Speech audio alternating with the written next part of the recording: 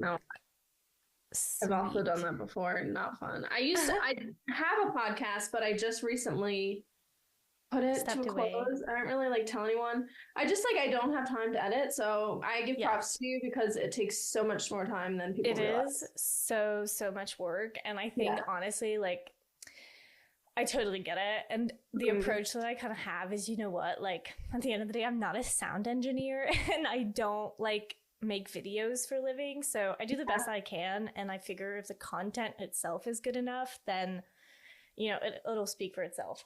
Exactly. I wanted to ask you, what do you do for your full-time job? Yeah, so I'm still kind of figuring it out, to be completely honest with you. But at the core, I do work a 9 to 5. I work for a company in Canada called Maple, and it's Okay. essentially a virtual telemedicine provider. Oh, wow. So Very it nice. gives like online medical access to people across Canada, Yeah. without going completely into the healthcare system. Yeah. A lot of people have a really hard time accessing like family doctors and like dermatology services. And this platform essentially is private and it gives you access to those services. And I Very work on the business development side of that company. So Okay, managing so client this accounts. is this is more like your creative hub when you do this. Yeah, I do this completely for fun. So it actually all started when I was graduating college. The last year, I really didn't know what I was going to do. There's just nothing that was like, oh, yes, like I love that. And because of, I'm sure you can relate, but because of all of like the illness stuff that went on and how it just became this all huge consuming thing, it's all I was really passionate about, right? It's all I really knew that I was like, okay, like this lights me up, but I didn't study to go into medical school. Like, how do you make this like your life, you know? Yeah. Um, and so I had a plan to actually reopen a gym, a community gym that was in the community where I grew up in Quebec. We always had like a second house there and fell in Okay. love, and it closed due to the pandemic. And it was going to be my baby and the project, and we got pretty far in the process. So restarting the business, getting investors, like really the more like entrepreneurial side of things in Right. the health and fitness space, which was really like, I was like, oh yes, this is it, I've got it. And then due to a series of unfortunate events, it didn't end up working out, which is a bummer, but it's also for the best, like in the Yeah, long everything run. happens for a reason. Like Yeah. if a business succeeds, it's supposed to succeed, and if it doesn't, it's because it wasn't meant for you. Yeah, exactly. So it didn't end up succeeding, and it ended up being like a super quick turnaround. Like, okay, well, now I've moved, I've set up all of my life. Like, what do I do Yeah, now? And I that's so ended up scary. working for a year in like a company that like it was quick, they were hiring, but it was totally like not for me. Mhm. And about since April now, I've moved on to this Maple company, and so far I'm liking it. It's definitely a lot better than what I was doing before, but I still haven't found that like, Yeah, the click, yeah, it just hasn't that's set into okay. place. You're Um, still, are you, when did you graduate? a year ago, I'm 22. Oh, okay. Yeah. So you have so much time to like Yeah. find yourself. I mean, even when I graduated in what? I don't even know. I'm turning 25. I graduated when I was like what, 22, probably same age. And I didn't know what I wanted to do when I graduated. And I Yeah, feel like as you slowly find yourself and like what makes you light up and everything, your path will kind of just like lead you in that direction. And absolutely. yeah, you'll figure it out. It sounds like you're very entrepreneurial, so maybe you'll end up starting another business, or this will maybe take off. We'll see, maybe. And there's so many, and this is part of what I wanted to talk to you. It's not what I planned to start with, but here we go. Like, might as well just Yeah, segue into it. you know what you need to do. I definitely wanted to ask you about the whole content creation side of things. Like I said, I was hoping to, I was thinking I was going to start with other things, but we're here now, so we might as well just Yeah. like talk about this. So I'm so curious to know, like, this is obviously like everyone and their mom these days is a content creator. It's so cool. And I feel like it's one of those ways that that niche of people is like, I don't know what I'm doing. I want to be creative. This allows me to line up with my passion, but also like give me autonomy over my schedule and be creative. How did that come about for you?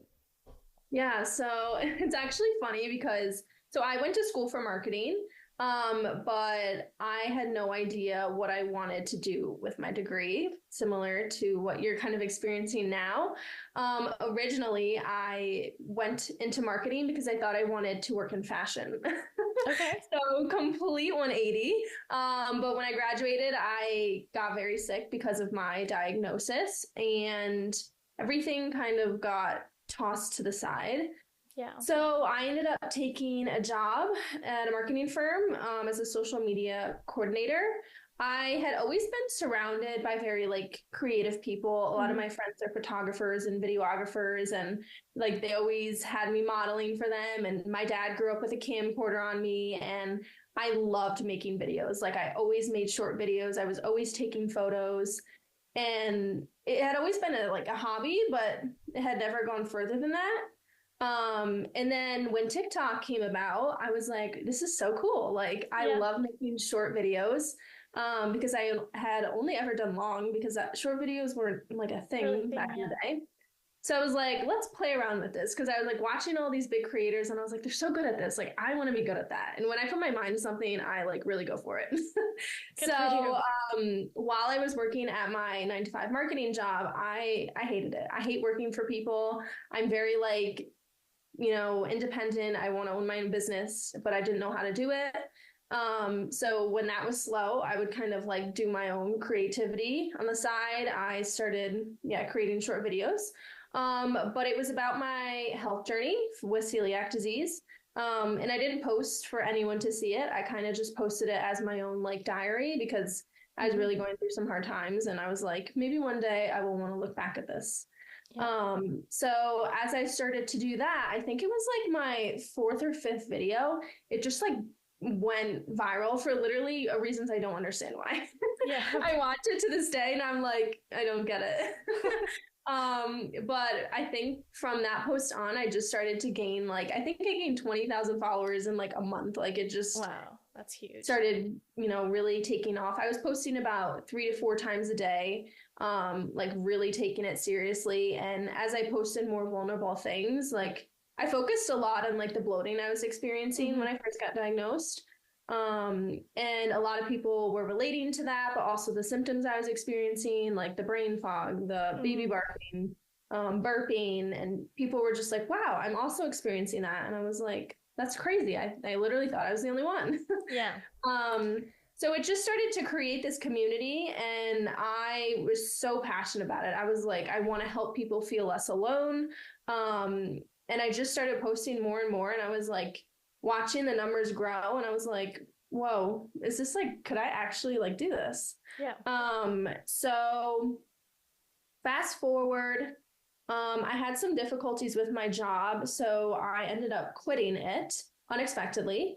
And I was like, well, I had a couple brand deals. They were like not paying great, but I was like, I wonder if I took this full time, if I could like make it work. So I was actually living in Hawaii at the time. It was so unexpected. I was only there for 2 months. So when I came home from Hawaii, I really like went down on it, and I was applying to jobs because I didn't know if I could make consistent money. And the most difficult thing that a lot of people don't realize is that it's really difficult as an influencer to make consistent money. Especially in the beginning. Like if you're only at like 20,000 followers, you're not going to get really long-term brand deals right away. It's mostly when you hit those higher numbers that you start getting long-term brand deals and like building relationships with people.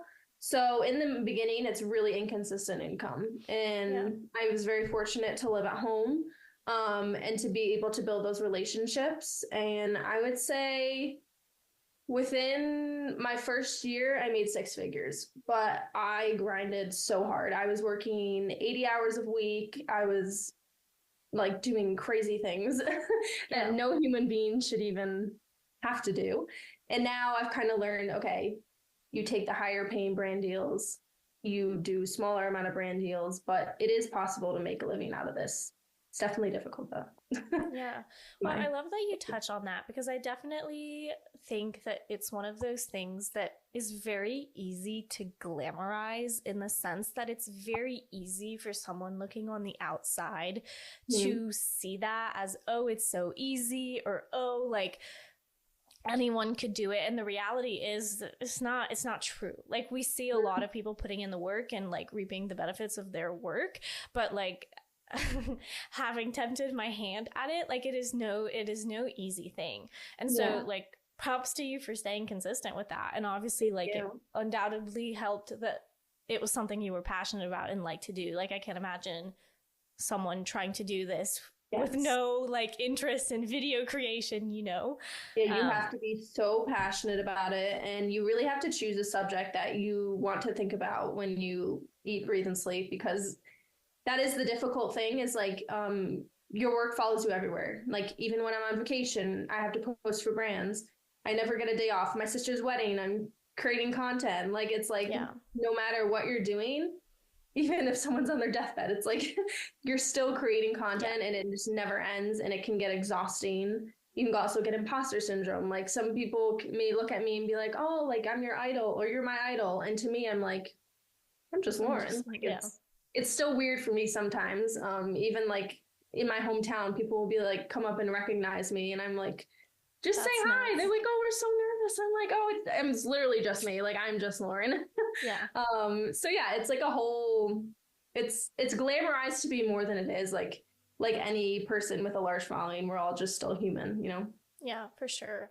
And when I think, you know, I was talking to you about this a little bit when I first reached out to do this interview. I think we've just gone through saying that there's so many people that share their lives on the internet, but I do think that it's few and far between the people that like share something so vulnerable. And it is like, you're not only just sharing like your life, like you're sharing something that like not only caused your life to be turned upside down and like changed it, and it's something difficult that you deal with every single day, but it's also something that so many people out there are dealing with as well. And like, I can't describe to you, I'm not going to go like on a little spiel here, but I do think like what you're doing is so impactful, and it's impactful because not many people are willing to put themselves out there in that way. And I think people feel that when they listen to you or watch you or whatever it is they're doing. So I just needed to say that too. So I understand. I can't imagine if we were doing this in person. I feel like I'd be a little nervous. I do feel like I know you, which is kind of unfair. I mean, I even get nervous when I talk to like larger influencers. It's just like it's like a psychological thing, you know? It's like you see everything of my life. You probably know more about me than my own family does. It's like you do know me on that personal level. So I totally get it. It's like sometimes like if I were to meet a celebrity, I'd be like, holy crap, I'm so nervous. Yeah. But it is so funny because we are just like, I'm literally in my bedroom right now. Welcome to my bedroom. Does that ever get too much though? I mean, I'm asking mainly because in my own way, it might not be through videos. People don't get to see the ins and outs of my day-to-day life, but I do share things that are quite vulnerable, and it takes like courage to come out here and like say that and put that out for the world to see.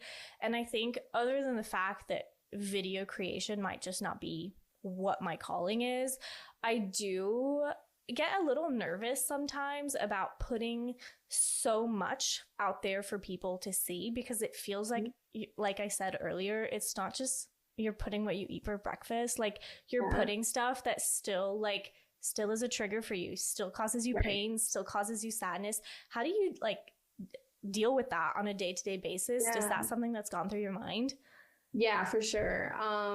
So like sometimes if obviously, like you were saying, a lot of this stuff triggers like past emotions or things that maybe I haven't fully healed from. And if I dig too far deep back into my camera roll, it will start to like bring up these feelings. And I'm like, oh, I thought I healed from that like months ago. And that has happened before when I create very vulnerable content.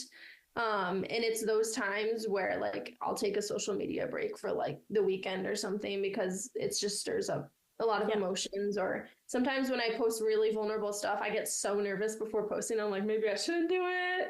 But I'm like, I know the most vulnerable things are the things that people can relate to, and that's what people need to see. And I think that's what I always remember every time I post something that's like very vulnerable. It's like, I'm not doing it for me, I'm doing it to help my community. And that's what like lights me up on the inside, the fact that I can help people feel seen and help them know that they're not alone, because that's everything I wanted when I was going through that very difficult process. So, you know, I would say the only thing that is very difficult for me is when I meet people for the first time, and I don't tell people that I'm a creator, because sometimes I feel like people can see you differently, or they like act differently towards you. So I usually tell people like I own a social media agency, or like something a little bit different. But if I'm like with people, they'll be like, no, she's actually a content creator. And then I'm like, oh, now these people are going to stalk me, and they know my entire life. Like when I was in Greece, I was with this girl and I loved her. And there was this really cute boy that I met, and she like instantly told him my Instagram. And I was like, he's like, I'm going to go stalk you. And I'm like, please don't. Like, I don't want you to know my entire, every vulnerable thing about me. So I would say when it comes to dating, it's kind of weird because I don't know this person at all, and they can know my entire life. So that's the only like awkward thing. Well, I imagine too that like on a boundary standpoint, like relationships aside, like setting boundaries, I guess, for yourself and for other people kind of like flies out the window, because you're like, okay, well, I in person, I would put these boundaries up, and like there'd be a time for me to like share more vulnerable things. And then it's like, well, then the rest of the world already knows, you know? So at that point, like I don't get upset about it. I'm like, at some point it's going to come out anyways. But like, if I'm meeting someone for like a short, brief moment, like I'm in the airport or I meet someone on transportation, like I'm not giving you my full life story of what I do, because I don't even know the details. No, I totally get it. So I want to kind of dive into what I was planning to start this episode with, which is kind of like the bulk of why you do what you do, how this came into fruition for you. This might not seem like the right word for like what we're about to be talking about, but I do try and see it that way. I think that the first question I wanted to ask, and we've kind of shimmied around it now, but the most helpful piece of advice that I've ever been given when it comes to this beautiful health nonsense that both of us deal with in our own different ways was to try your very hardest to not identify yourself by your disease, which like easier said than done. I know. And it's weird to say, like, when you know that like this is such a big part of your work and your life and your job. But I'm curious to know, Lauren, how would you describe yourself outside? Like, who is Lauren without the celiac, without the Crohn's disease? Who is Lauren? Okay, so I guess if I were to like think like how would my friends describe me, I would say a lot of my friends like describe me as like a flower or like a little ball of sunshine. I love radiating positivity to other people around me. It makes me so happy. I love swimming. I love surfing. I love being out in nature. I love hanging out with my friends. I adore cooking so much. I love to travel the world. Like, there are so many things beyond my diagnosis that I love to do and that make me me. And I think it's good that I even say this, because sometimes I forget about all those things, because I mean, your diagnosis affects everything that you do. And I think when I lose myself in my diagnosis, I literally sometimes will create a list of all the things that make me happy. And I will open that list and be like, okay, today you're doing one of these things, because it helps me lose that piece of identity from my diagnosis. Like, if I'm having a tough day, I'll go and watch the sunset, because nature heals everything for me. Or I'll, call up my friend and I'm like, hey, you want to go play pickleball? Just because it's not a distraction. It's just, I have to remind myself that there's so much more to me outside of my diagnosis. And there's all these things that I used to do pre-diagnosis that lit me up. And when you go through those difficult times of losing yourself to your health, you forget all those things that make you happy, and you almost have to go through a rediscovery to find all those things again. And I've recently had to do that. So it's kind of like at the core of me right now. And I think I recently went to Europe. I think I found a little bit of part of myself again. because recently I have been going through a lot of health stuff. So I would say always stick true to who you are and always remember who you were before your diagnosis, because that will always be a part of you. Yeah, absolutely. And this is exactly why I asked this question, because I felt like I would have needed someone to ask me that way back when, and I still do. So thanks for sharing that. And I know like sometimes in the moment it's kind of hard, but I think that's so helpful and so needed. Without going completely into the weeds, could you tell us a little bit, for people who are new to you, people that have never seen your content before, could you tell us a little bit about how you got diagnosed, what like in a nutshell that process was like for you, and then we'll jump until today, because I know part of that is resurfacing now. Yeah. Okay, so to give like a short synopsis, because I can go on forever. Yeah. I got diagnosed with celiac disease, which is an autoimmune disease. When you eat gluten, it attacks your small intestine. I got diagnosed when I was 17, 18 years old, so about 7 years ago now. I was actually a freshman in college, and I had recently gone through a breakup and obviously moving away from home. And both of those things for me felt very heavy, even though if I look at that now, I'd be like, come on, Lauren. But at that time, that was very heavy for me. And I felt like I was under a lot of stress. And I'm not even kidding. The moment all of that happened is the moment all my symptoms started coming about. So I was experiencing brain fog, really bad abdominal pain. I was losing weight like nothing else. I could eat everyone's meal and I would never gain a pound. And the biggest one is that I kept burping after everything that I ate, but that burping slowly turned into vomiting even after drinking just water. So I decided to come home from college, and my dad works in healthcare, so it was very easy for me to get into a doctor, thankfully. And they suspected it was celiac disease. So I got blood work done, came back positive, got an endoscopy, fully confirmed. And it was actually my celiac diagnosis that was the most easy. I continued to feel sick after eating gluten-free for 6 months and then a year. And the symptoms just kept getting worse and worse. And I didn't understand why I wasn't feeling better. And my doctors were kind of making me feel a little bit crazy, like you're doing what you're supposed to do. This must be in your head. So within the next 2 to 3 years, I went to 5 different gastro doctors in New York City, all throughout New York, really, and in Boston. And they all, like, no one had an answer for me. They all told me I was too complicated. I finally saw a specialist in New York, and she diagnosed me with E. coli and SIBO. And actually during that time, I was also getting diagnosed with Crohn's, and then undiagnosed and diagnosed again and undiagnosed. So it was a very messy couple of years. But if I bring it to present day, I think it took me about 5 years to get a full celiac, Crohn's, and IBS diagnosis. A lot of testing that I haven't talked about, and hard and high and low times all in between there. But that's kind of where I'm at today. I have celiac, IBS, and Crohn's disease. Which is so wild. And this is the first time I'm hearing, like, obviously I've followed your content for a while, but this is the first time that I'm hearing like the progression of the story. And I have so much empathy for you, because apart from the fact that the diagnostics, whatever, aren't exactly the same, like it's the same story, like it's the same thing, like stress all at the same time. I had a huge like infection, like a colitis infection that turned into SIBO, that turned into God knows what. Like we still don't know. So I completely relate. And I guess I wanted to take a second to say that if anyone is still in that process right now, like I'm sure I can say that our hearts go out to you. Like that is no easy place to be in, especially when people are telling you that you're making it up, which like is all too common and very sad. So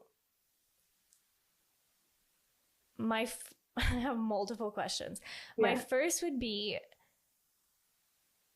you mentioned that it was like a huge period of like highs and lows. And one of the big things that you talk about is finding food freedom within that. So I'm jumping around here, but I want to make sure that I hit the like high points of the stuff that I wanted to talk about. But I'm sure like many people out there, celiac, Crohn's, all of these are illnesses, SIBO, that like require you to make pretty intense dietary modifications depending on which one it is. And I definitely am right there in that boat with you.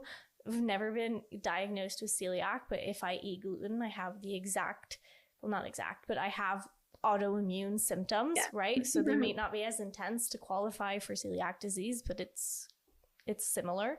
But for someone that has a history of like disordered eating, like this whole process of like, okay, well, that's easy. Just remove this, and this, and this. Okay. And then it triggers that very like negative mental health side of things. So one of the things that I'm super curious to talk to you about, because you've mentioned it a lot as it relates to this current kind of journey that you're going on to really get to the bottom of like what it is causing you to feel so unwell still. How have you handled the food side of things as someone who is such a foodie and loves to cook and all the above? Well, first thing I have to say, I know I just talked to you before we started this. I tried to put up a post about my recovery today, and I think that's why Instagram started blocking my content when I posted it, because they don't like when you post anything about an eating disorder, which makes me so upset because like I can't reach the people I want to reach that need help, and it's so difficult when that happens. Oh, it was so frustrating. But yeah, so that was something I really struggled with, but I actually wasn't aware that I was struggling with when I was in the midst of it. I would say it was about a year and a half into my diagnosis, where after everything I ate, I was either severely bloated from the moment I woke up to the moment I went to bed, or I was just projectile vomiting. And I was just like, how can I eat anything? Like, I just don't understand. Like, I tell them my parents, and they're like, well, you have to. And I'm like, but what do I eat? Like, everything is causing me to feel so sick. And I just knew that if I didn't eat, I would feel like a sense of relief. It was like, oh my God, okay, I'm like 10 times less bloated. And I also didn't get hungry because my inflammation in my stomach was so bad that I didn't ever crave food because my body knew it was going to make me feel sick. So it was like this toxic cycle that I didn't even know I was getting into, because my body was giving me no other option. It was not like I was hungry and crave food. And at this time I was so sick, I didn't really crave anything. So again, I kind of just went down this toxic cycle, and weight wise, I would lose weight and gain weight and lose weight and gain weight so quickly because my symptoms would go away, and then I'd eat a lot, and then I would gain weight, and then the symptoms would come back, and then I would stop eating, and then I would lose weight again. So it was just like all over the place. And I guess the moment I kind of realized that something was wrong is I remember like I was just losing weight like very quickly, and my grandma, no one had ever said anything. Actually, I was writing a post about this today. The more I lost weight, the more compliments I would get. People would be like, oh, you look really good. You look really healthy. And so in my head, I'm like, oh, like this is maybe a good thing. Maybe I was like too heavy before. And then I remember seeing my grandma, and like, you know, your grandma, she never lies to you. It's like, they don't lie. No. She was like, I'm really concerned about you. You look like you've been losing weight like very quickly. And I remember looking at her and being like so confused. I'm like, Grandma, I haven't lost any weight. Like what they hadn't hit me yet, like what I was even going through. And I don't think a lot of people know like what they're experiencing, because no one ever told me I could have an eating disorder due to my autoimmune disease. So I remember like just thinking a lot about her saying that, and I can still picture it to this day. Like we were in the car together. And it kind of hit me at that point, like maybe something is wrong. And then I just had to start. Well, actually there's another part. I was working with a dietitian, because I was just having a really difficult time finding any foods I could eat. And she put me on a, what's it called? An elimination diet. So she started labeling my foods as good and bad. And I've already had a difficult history with my relationship with food. So when you start label things as bad, in my head, I'm never going to eat them again. And with an elimination diet, you're supposed to add food back in. But my dietitian had some things going on with her family where she couldn't give me the attention to do that. And she never helped me add food back in. So she labeled fruit as a bad food for me. And I worked at a smoothie bowl shop and I love smoothies and I love fruit. I'm very much a sweet tooth. And I remember sitting I was going to make a smoothie, but she had told me it was bad. So I just remember sitting there crying. Like, I was just like, I want to eat it, but I can't because my mind's telling me I can't because if I eat it, I'm going to get sick. I'm going to get bloated.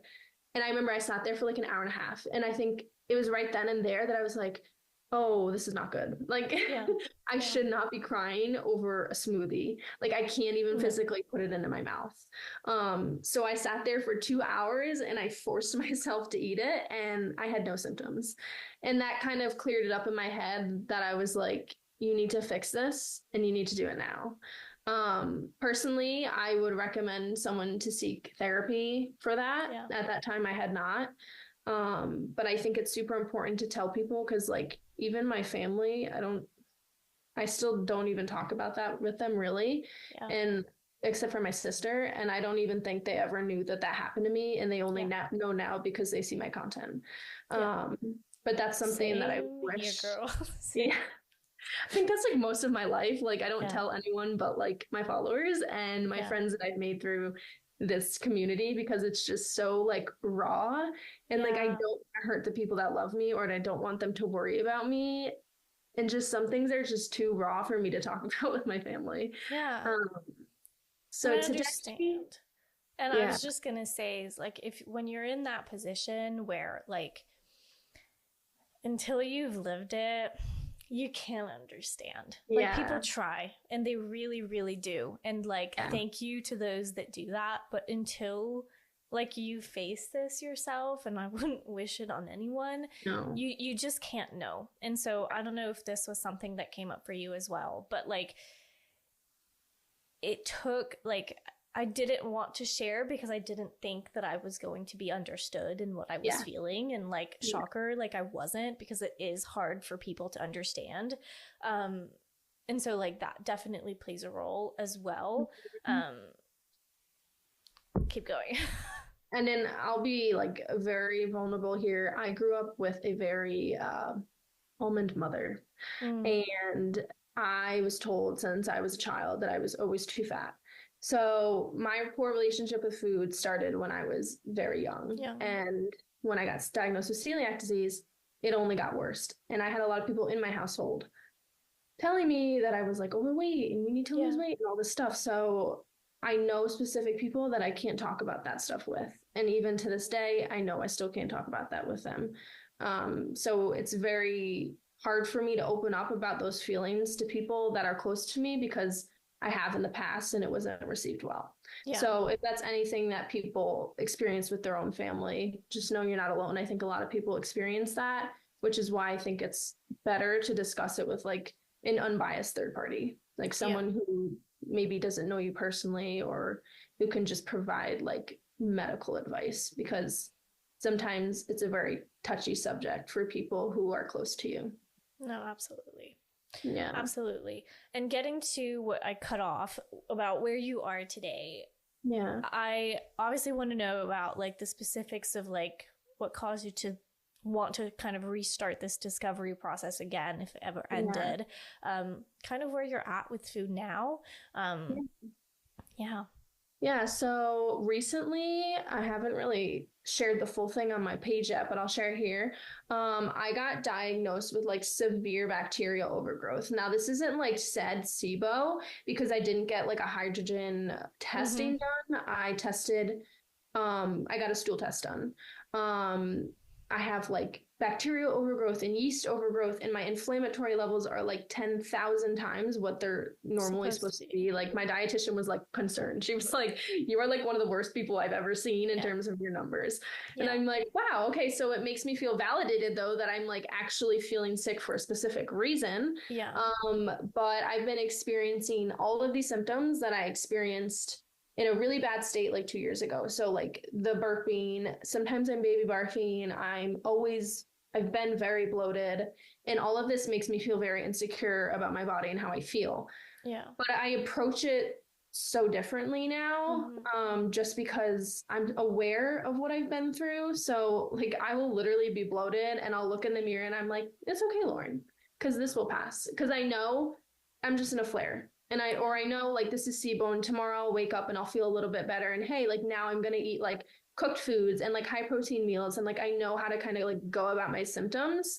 And now I have like a dietitian who I love and who supports me and who knows about my history and who can support me in that type of way. And I know to do a low impact workout and not like go to the gym 3 times a day because I think my bloating is actually me becoming overweight. Like I know these things now and I can like approach everything a little bit differently. But I think I still struggle with body image. I don't think it's ever going to fully like go away. Like if you can fully love yourself and not be insecure about anything, props. Yeah. Yeah, I don't know how you do that.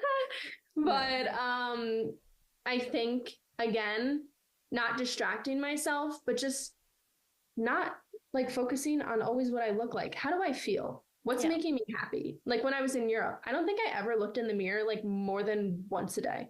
I was so busy out doing things and it was the best I've ever felt. And I'm like, wow, I don't think this entire month I've ever focused on what I ate. And I was so proud of myself. Yeah. So it's kind of just like learning to live life again, learning to fully love you for you, because when you can love yourself, that's when people learn to love you.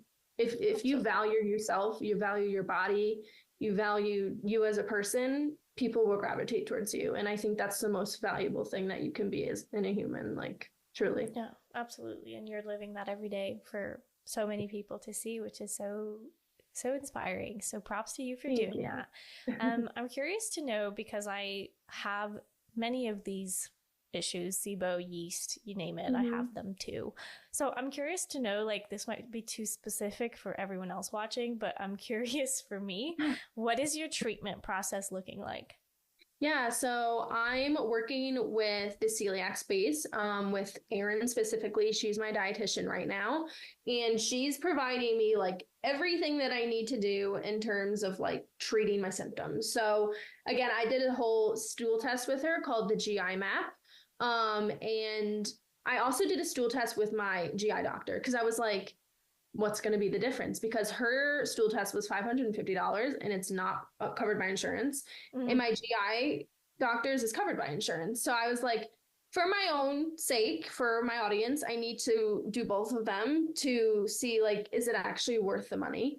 Because I know it's not feasible for everybody. Yeah. My GI doctor, I think he tested for like 4 things. And they all came back completely fine. And I was like, oh, then like, I'm totally fine. So I did the GI map one. This one was literally 7 pages. And I was like, oh my God, they didn't even test for literally any of this. They did test for what my GI doctor tested. And that was, again, all fine. And then it was everything they didn't test for that was completely off the haywire. So to treat what's wrong with my body, first, my dietitian had me go dairy-free. I don't find that dairy actually bothers me a lot, but dairy is very inflammatory. So during a healing process, it's not really great to be eating or consuming large amounts of dairy. But she doesn't hold me to like a strict no dairy. Like, yeah, I'll go have ice cream if I want ice cream, or I'll have cheesecake if I want cheesecake, or like my birthday's tomorrow, I'm going to eat whatever I want because of my past eating disorder. And she knows that. But it was still difficult in the beginning because when she said you can't eat, I was just like, oh no. Like I felt these triggers come back in my head, and I told her that, and she's like, okay, let's be like a little more lenient. Like she kind of helped me through that. And then in terms of grains, she had me eliminate like processed carbs. So I was only eating quinoa, rice, sweet potatoes, yes. And then like no oats, because it seemed in my stools that my celiac levels were a little high, and she thinks that might be due to cross contamination of oats, because my diet is like very strict with like, I'm very cautious with labeling and cross contamination. So she was like, let's not do the oats right now. I do them in moderation if I want them, or if I have like a baked good that has them in them. And then again, high protein, like my protein was really low. So she's having me introduce like more protein powder and just like more red meat, like just more protein in general. And then again, low impact workouts. I have like 1 month Dr. Orange theory that I have to fill out. And then I'm probably going to stop that just because it makes my body feel so puffy. Like, I don't know how to describe it. It just, my bones ache. Like, it just doesn't fulfill what I'm looking for. So I've been doing like a lot more hot yoga and walking. And then in terms of treating the overgrowth, she has me on L-glutamine, which is just to support the gut lining and to decrease inflammation. And then I'm on antimicrobials, which is to stop and kill off the bad bacteria. I hope you don't have garlic, because that one, oh my. Yeah. I took one called, it's Allison, I think. Okay, I don't have that one. Oh my gosh. It's like pure like garlic extract mixed with other things. Oh. Yeah. I would tell you, I burp them up. Yeah. Like right now I'm burping. And it's literally just all herbs. I'm like, what the heck? Yeah. And so in the middle of the day, I take something else that's supposed to help those absorb better. And then she's like, if your symptoms do get bad with the antimicrobials, you can take this other like GI detox supplement or whatever. Because I have been feeling nauseous on them a little bit. And like, I don't know if it's my period or if it's that. Yeah. So like, I was trying to like figure that out. So I'll have to wait and see. But that's all I'm Did she tell you? Because this was like the piece of information that like, I wish I would have known at the beginning when I was treating my SIBO and everything. Did she tell you about die-off reactions and how that was possible? So this might not be true for everyone, and it really seems to depend on the person, but this happened to me and I didn't know the first time around. So I kind of assumed that I didn't tolerate the medication, even though I actually was. But when you kill these bacteria, when you kill this yeast, it's not happy about it. So it makes your symptoms worse for a short period of time, like a week, 2 weeks. Mine lasted about 3 because it was the SIBO was so bad that we really like had to nail it. And so long story short, every single time that I would start a new regimen and therefore like would reactivate the killing process, so to speak, like the bugs would like wake up like, no, you know, and I would feel like absolutely miserable for like 2-3 weeks, but then, you know, like saw improvement. So just like I think that's what I'm experiencing right now, because this whole weekend I felt like crap and I was like so worried. I was like, oh my God, am I flaring? Like, I don't know what's happening. She did tell me, she's like, your symptoms are going to get worse before they get better. But I didn't like dig into it. I was like, okay, yeah, sure. Yeah. Well, this might be what it is. So just so you know, hang tight.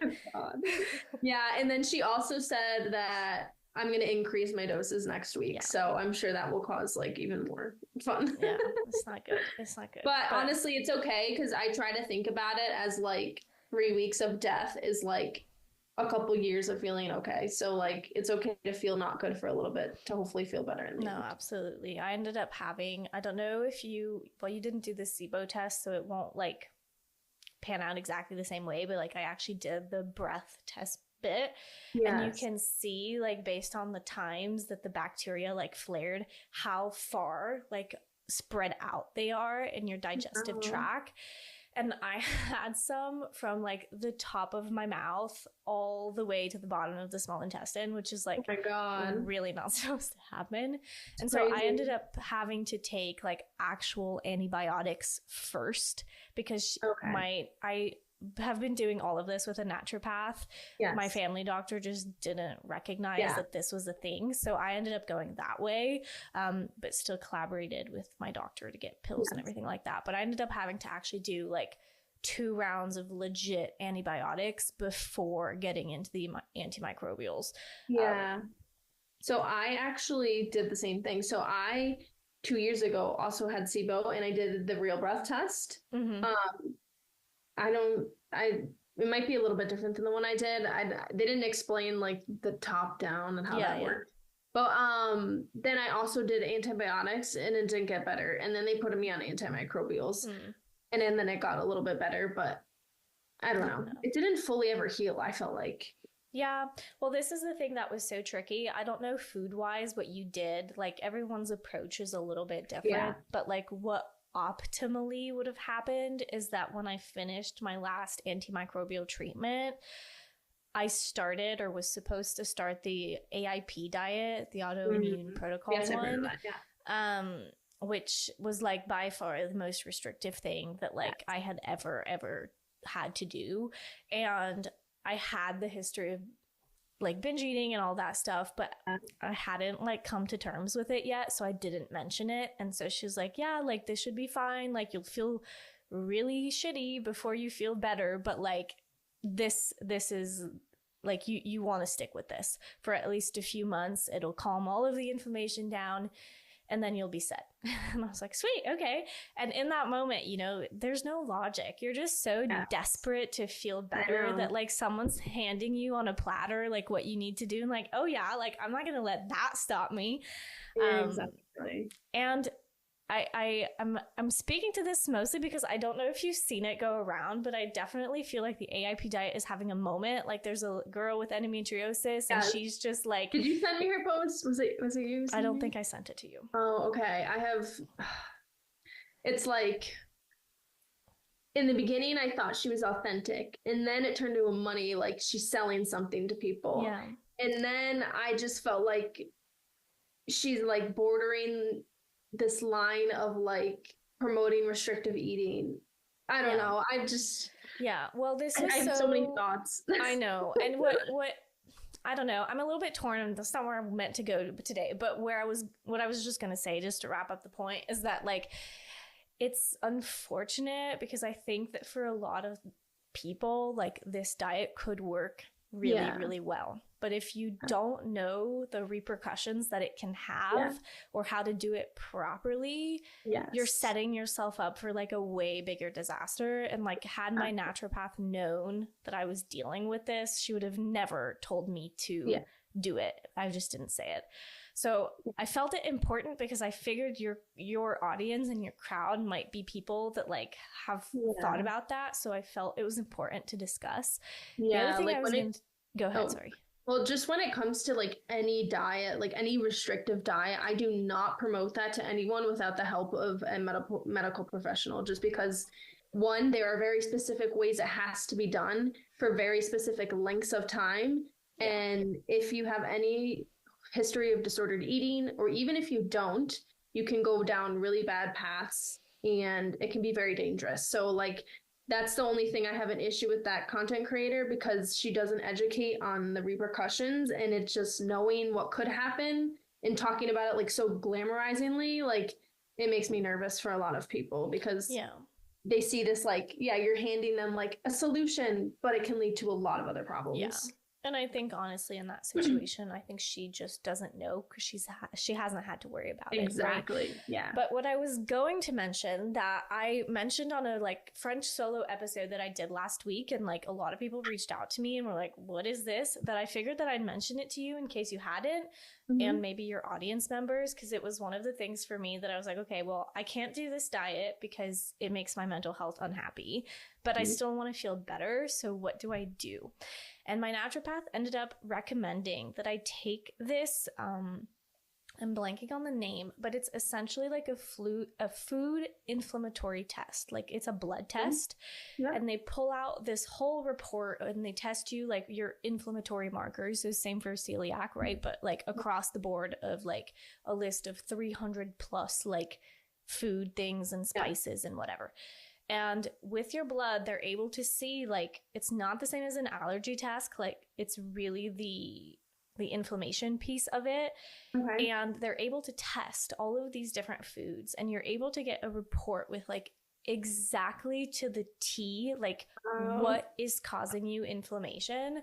And it was another one of those that, like, it's $500 and you know what? Yeah. But, like, for me, I don't know if it's as successful for everyone, but like for me, I did it and I got the document with like every single thing. And for the eating disorder part of the brain, like something about seeing it on the paper, like, you know what, this isn't made up. This isn't overly restrictive. I know why I'm doing this. And it doesn't have to get any more restrictive than like that. For me, that was enough to like flip the switch. And I had exactly what I needed to remove. Nothing more, nothing less. Right. I took it all out And it's not perfect because it's still related to stress and hormones and like everything like that. But in terms of the digestive systems, it made such a huge difference. So I can text you the link. Have you send me that test. Yeah, I'll send you the link because like I didn't know it existed before taking it. And I don't know if it's offered everywhere. I don't know how it works. But for people that are maybe listening, like, okay, well, I want to feel better, but like I'm not promising a magical solution, but know that it is an option that you that people can look I'll have to ask into. my dietitian about it and see if we do something like that in the States. I'm just curious, what were your like top inflammatory foods? Yeah, well, so what's a little bit of a bummer but also positive at the same time is there wasn't that many. Like I was still getting bloated for so many things that I was certain that like a list of 500 things is going to pop up. But as it would turn out, it's few things, but it's big stuff. So gluten, which no surprise, I already kind of knew that. But funnily enough, it doesn't test for celiac, but it's bad enough to cause an inflammation, but not bad enough to cause celiac disease. So there's gluten. Then even further, like the dairy piece that came up for me, but it breaks it down even further than that. So like, you know how they're selling tons of like lactose free things and like you think that you're doing yourself a favor, which for some people that's what's causing the problem. But in this test that I did, they split it up between the actual milk protein and the sugar, which is the lactose bit. And I tested like for inflammation for the actual protein. So I thought all along that like as long as I had the lactose free version, it was fine. But in reality, that wasn't what was causing me to inflame. It was the protein. And so remove that. Then everything that's soy, so like tofu, edamame, everything like that, which is a bummer because I like tofu, but you know, it is what it is. Corn, and then eggs, once again, it split it up. Man. So I don't have the yolk, it's just the white. So like if I'm to have a yolk, it's okay. But if I have the white... Wow, I feel like I'm such the opposite. I mean, I don't know, but like, the egg whites never bother me. But I feel like if it were anything, it would be the yolk. Yeah, well, I thought the same. And then I had one a couple of weeks ago. I was like, oh, I just, I want to see. Because like, even though I know, I still want to see like actually what the symptoms are so that if I'm ever in a position where I just want to have that pizza, I can have it and I know what I can expect to happen. Yeah, I had an egg. Oh man, the pain. No. It was so bad. So wow, that's so the milk, protein, so that's anything with whey. So like protein powders, I have to be very careful. So gluten, dairy, eggs, corn. Wow, and that's the other so one, I feel like that's what everything gluten-free is made out of.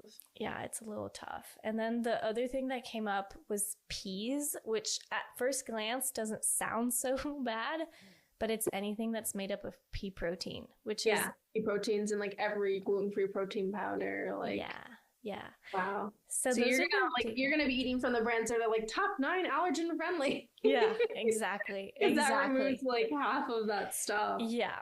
So it's definitely a bit of a challenge, but at the same time, like, I feel like I was so happy to have like this sheet, which is why I really wanted to mention it, because it takes a lot of the guesswork and the over restriction out of it for sure. Yeah, and I feel like that's a really great option for people suffering with IBS because it's so hard. Like I honestly think that might be a better option than doing an elimination diet to find your IBS triggers, because it's like, that can just lead to so many negative things. If you can just get a test done that's accurate, that can actually just tell you your inflammatory foods, that's so much better. And in terms of IBS symptoms, they did explain to me that like not all IBS like symptoms that you actually feel are related to inflammation, but if at least you're able to remove what's causing inflammation, it becomes a lot easier for you to narrow down what actually makes your stomach hurt. For example, cabbage didn't show up on my list, but I know that if I eat raw cabbage, I'm going to be in pain for 3 days, so it's just, it made that piece a little easier too. Yeah, no, I totally get that. Yeah, IBS is always so difficult to understand sometimes. Yeah, absolutely. Okay, so I'm mindful of the time here, so I'm gonna start wrapping up with my like 2, 3 like last questions. Yeah, for sure. So the first one, and it kind of goes hand in hand with what we're saying. Obviously, so much of autoimmune diseases, IBS, everything like that, really revolves around your mental health and stress. And at times, it's a vicious cycle because the illness is what's causing your mental health to suffer. So I totally like get it. And it's one of like the most challenging things I think for me in living with this. So I'm curious to know where you're sitting now. What are the things that you do to take care of your mental health, especially when the illness is at the forefront of that? Yeah, I think I learned a lot about my mental health the first time I went through my really low, and when I was going through the heat of my eating disorder, because I just felt all of these emotions, and I was just like, I felt unwell. Like it's the first time I had felt like very depressed and very like anxious. A lot of depression came along with all of my health journey, and I had never experienced that before I got diagnosed. Like I said, my friends describe me as a ball of sunshine. Like that is what I am. And when I got diagnosed with all this, I was like, whoa, I don't feel like myself. Like I'm never happy. Like this is so weird. And I felt like I was trying to like fake being happy. Yeah. And that's when I kind of learned like, oh my God, I think my mental health might be suffering because of my autoimmune disease. But all of these things, like my eating disorder, my mental health, I had never known. Like, these are all the discoveries I made on my own. I didn't have any like influencer to look up to. Like when I was going through this, there was no one on social media that I really followed that was going through any of this. So it was kind of like my own self-discovery. And I started going to yoga because it was the only movement I could do that didn't cause me to flare. So naturally, I just thought yoga was like an exercise. But in my yoga classes, we do a lot of deep breathing. And I started to get more into breath work. And every time I would leave my yoga class, I was like, holy crap, like I'd feel no stress. Like I just feel so calm. Like my stomach isn't hurting me as much. And then I started to practice like the deep breathing outside of yoga. And when I would get stressed, I would like practice my deep breathing and everything would be okay. So yoga was like a really big part of how I was able to handle the stress of just life, not even just my autoimmune disease, just like everything that was happening. And even today, like I was really stressed earlier. Like I go outside and I take a walk, or I get some sunshine, or I just have to turn off my social medias and like all my electronics, and I have to like go talk to somebody or see my friends. For me, like those are the things that make me happy. So again, it's turning back to that list that I said earlier, like what makes me happy: seeing the sunset, going swimming, doing exercise, practicing deep breathing, talking to a therapist. Like I like to talk to my friends too. So depends how open you are. So those are some things that I do to help it. But again, when you're in those moments of flares and your highs and lows, sometimes it's hard to recognize like, okay, you need to step away and take care of yourself. So it's always a work in progress. Sweet. And before asking this question, I kind of realized that I didn't like mention it to you earlier. So I'm going to preface with a previous question. If your answer is no, I'll skip it. Are you a music person in life? Do you like music? Like, do you like listening to music? Oh, yes. I love music. Yes. Okay. So I've developed a little game. If you were to have asked me what I do to take care of my mental health, one of the big things that like I feel lets me relax and process emotions and everything is music. It's always on for me. It's a big part of my life, my day to day. And I always feel like we can learn so much about another person through what they're listening to. So I've developed a little bit of this game, and it's the first time I'm saying it in English, so it kind of like sounds a little funny in my ears, but it's your life songs. So it's a game that my friends and I developed around the table one night of like thinking back to like your life as of today, and the songs that you are always coming back to, the songs that like you think of and you would never get tired of, and like are this core memory, this core moment. And I'm curious to know what your song or songs are, and if you want to share the story that goes with them. So one of my favorite songs that every time I listen to, I'm just like taken back, is Cigarette Daydreams by Cage the Elephant. I'm not sure. That one. Yeah.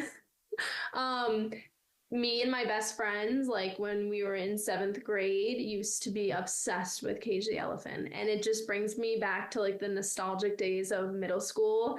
And we would listen to it while we were like watching the sunset in our car on this like beautiful mountain where I live. And yeah, it just like brings me back to like times where like there was never a worry in the world and like everything was just so easy.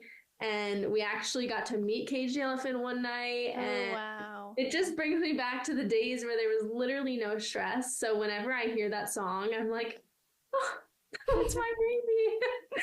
So that's like the one song like that I will forever love. And every time we hear it when we're together, we're like, oh my God, it's our song. Love. That was a great. I'm glad I asked. I wasn't sure. I was like, oh gosh, I didn't prep her. So yeah, no, that's a good one. I love that.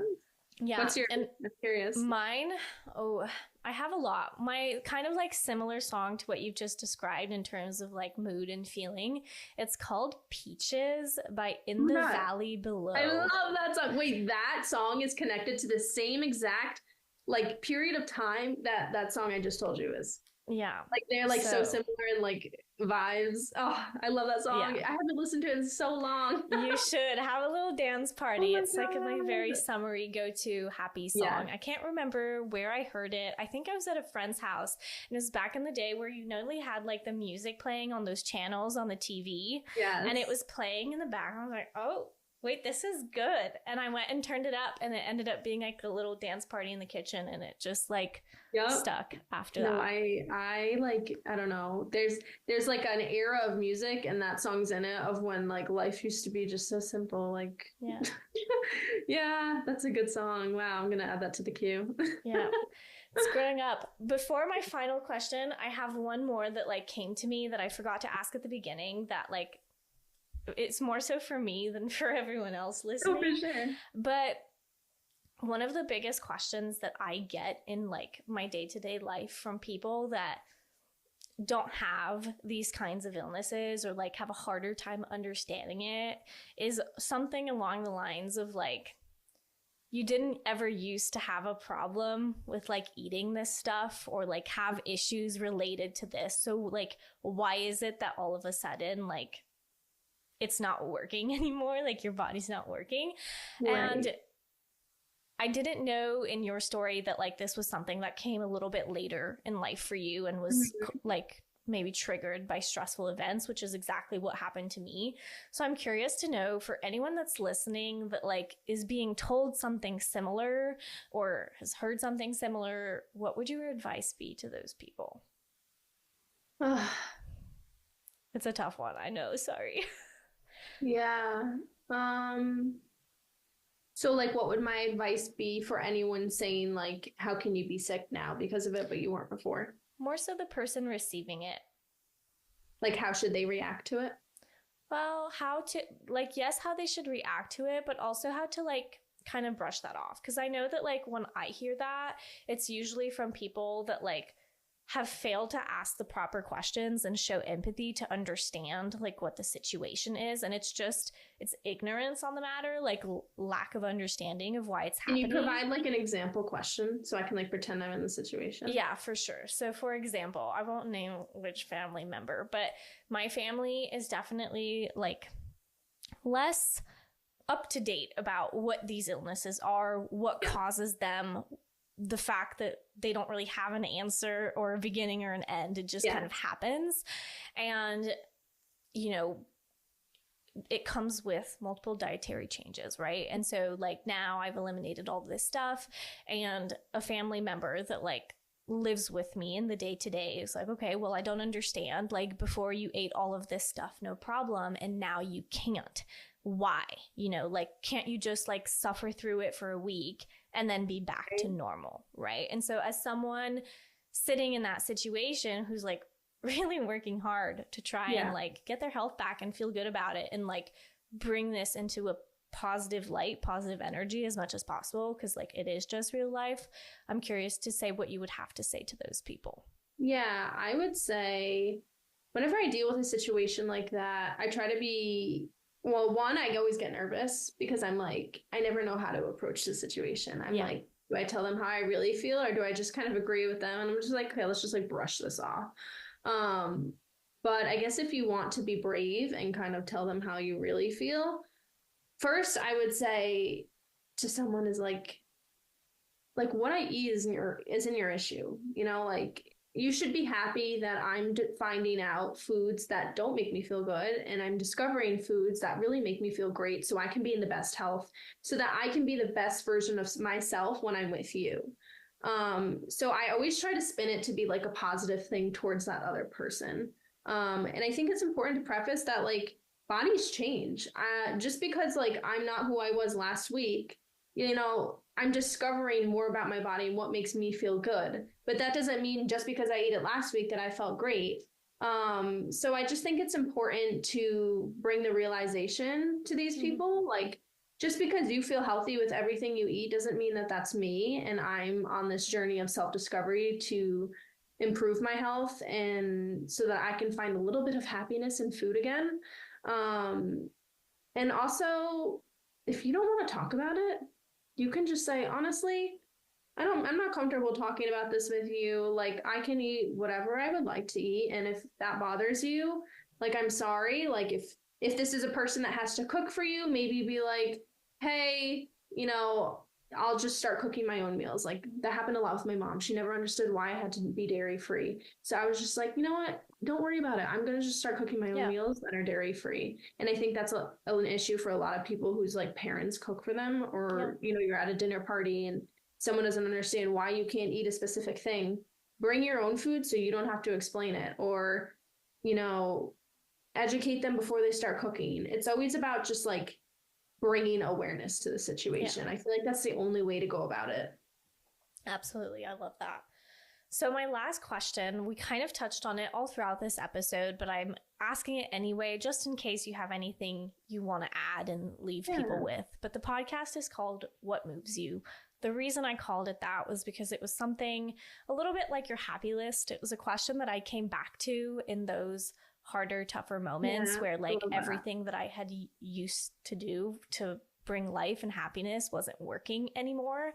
And I tried to come to that question every single day and find even the littlest thing to make me move that day. Not physically necessarily, but like emotionally, spiritually, whatever, to just make myself smile that day. So I'm curious to know, Lauren, if I were to ask, what moves you?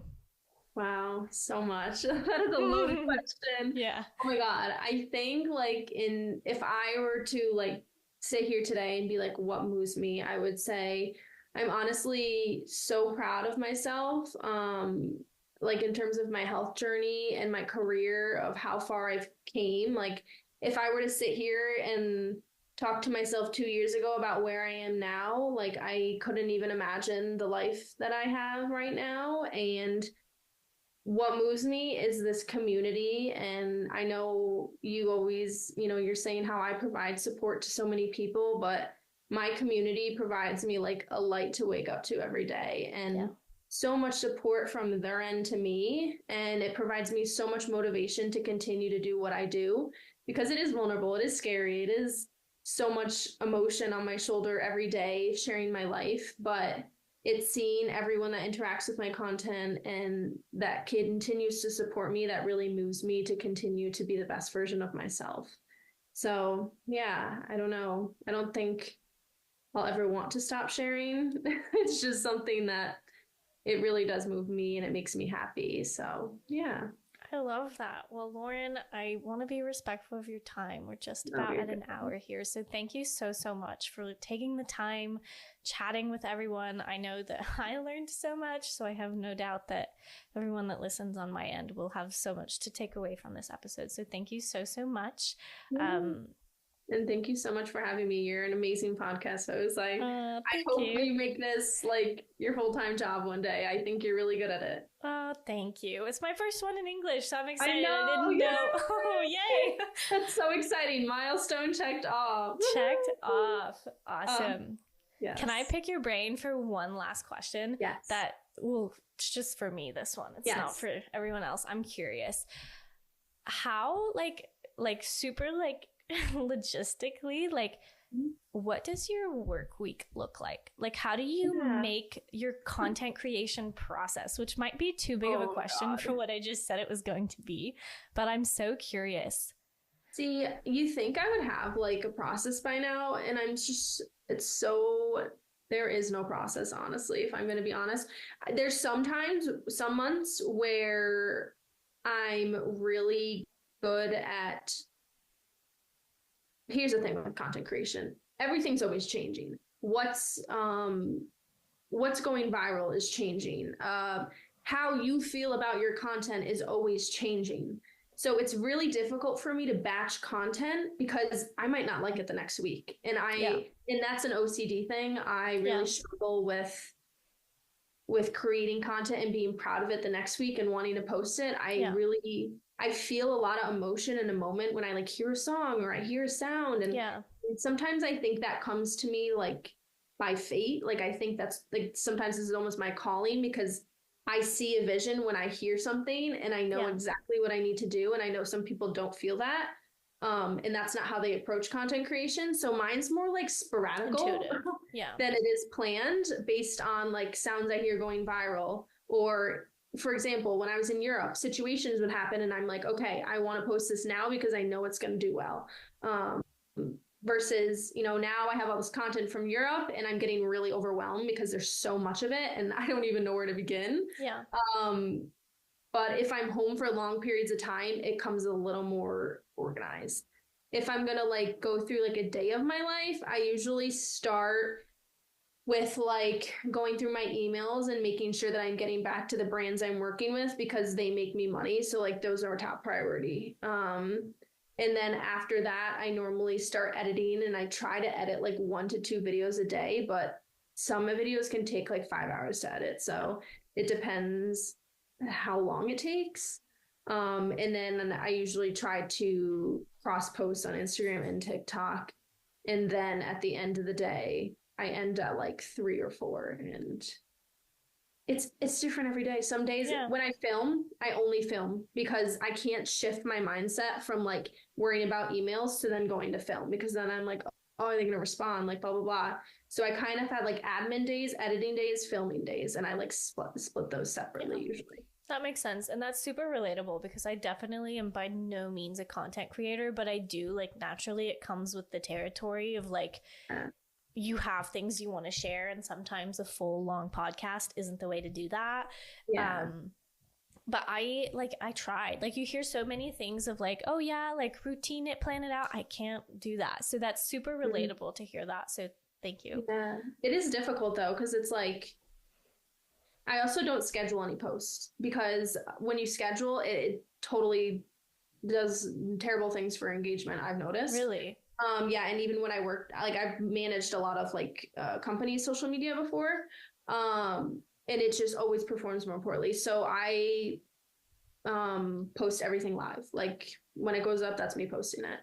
So it makes it more difficult with that as well. It's honestly a never-ending learning game. What I really need to do is I need to hire someone. I'm at the point where I'm like, I need an assistant to like either edit for me or do some things because you come to a point in content creation where you hit a time limit and like you physically can't do anything more and there's just more and more added to your plate and it's like you just have to hand something off, but that's scary because you're like handing off your baby, it's like scary. No, that's tough.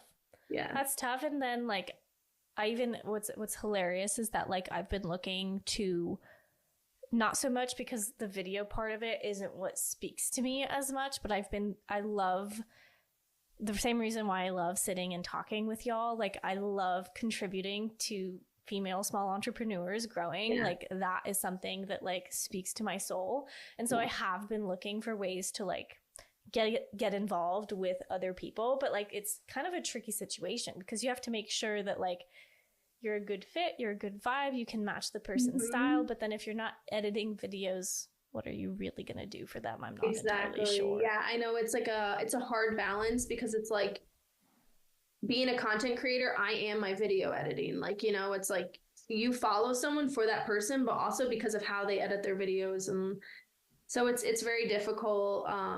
But what I always like to say is whatever you hate most, that's what you should hand off. I hate editing, but it's so difficult because that's like what makes you you. So I don't know.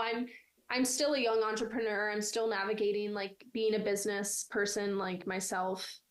And I think it's a never ending journey. Like, I don't want to stay just in content creation. I want to build a business around my name. It's just, it takes so much time. And in the first year, I tried to do everything. I tried to do the podcast.